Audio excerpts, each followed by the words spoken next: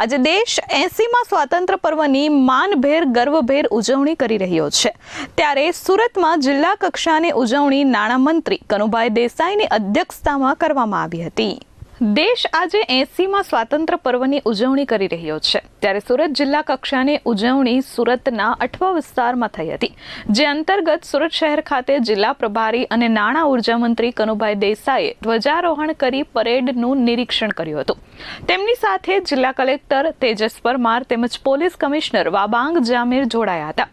સુરતના ઉમરા Krishnakunj party plot ખાતે આયોજિત સમારોહમાં સૌ શહેરીજનોને સ્વાતંત્ર્ય પર્વની શુભકામનાઓ પાઠવીને માતૃભૂમિની સ્વતંત્રતા માટે પોતાના પ્રાણ ન્યોછાવર કરનાર સ્વાતંત્ર્ય સેનાનીઓ, અમર ક્રાંતિકારીઓ અને સરહદો પર રાષ્ટ્રની સુરક્ષા કરતી વીર સેનાના કૃતજ્ઞતાને વંદન કરવામાં આવ્યા હતા।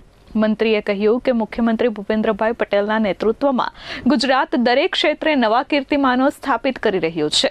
વધુમાં તેમણે કહ્યું કે સુરત દેશનું સૌથી ઝડપથી વિકસતું શહેર છે।